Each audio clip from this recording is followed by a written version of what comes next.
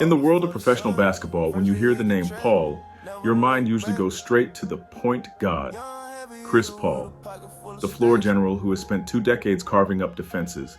But lately, there's another Paul whose name is ringing bells like no agent in the history of the sport.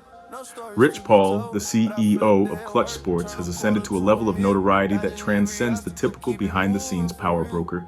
He isn't just negotiating contracts, he is shifting the culture. However, his latest move, taking a seat behind the microphone for his podcast, Game Over, is sending shockwaves through the league for all the wrong reasons. The primary role of an agent is to protect and promote their own clients. But on his new platform, Paul has begun doing something unprecedented, publicly dissecting the rosters of teams like the Los Angeles Lakers and suggesting trades for players he does not represent. Case in point. If I was the Lakers, I would probably be targeting the Memphis Grizzlies as a trade partner for Jaren Jackson. For whom? This comes with a Austin Reaves. This What? comes with a very unemotional attachment because Austin is beloved, which he should be. But he's about to get paid. He's an underdog. There's a world where you can do what's best for your team and do what's best for Austin. While fans do this on social media every day, Paul is the agent for LeBron James and Anthony Davis. When he speaks, the league assumes he is speaking for the stars.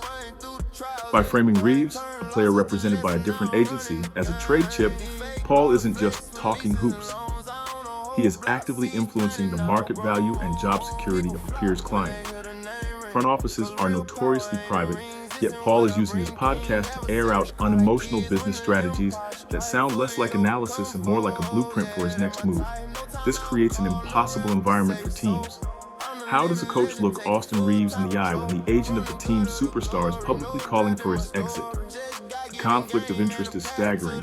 There's a whole bunch of people inside the agent industry and outside the NBA industry, outside the agent industry, but in the NBA, who believe Rich Paul nor any agent has any business doing a podcast.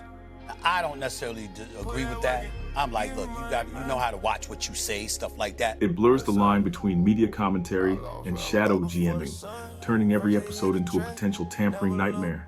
The National Basketball Players Association, NBPA, and the league office are reportedly watching closely.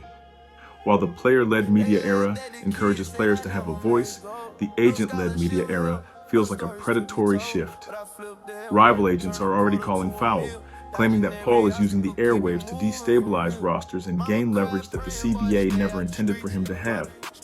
By stepping into the booth, Rich Paul has invited the world into the smoke-filled room where deals are made. But transparency in the agency business is often just another word for chaos. As the bells continue to ring for the Klutch CEO, the sound is becoming less of a celebration and more of a warning. The microphone is hot, the cameras are rolling, and the stakes have never been higher. Rich Paul may have the platform, but in the cutthroat world of the NBA, if you play with fire on the airwaves, you eventually get burned in the boardroom. The lights are bright, the world is watching, and for the peace of the league, the clock is ticking toward a final, explosive confrontation.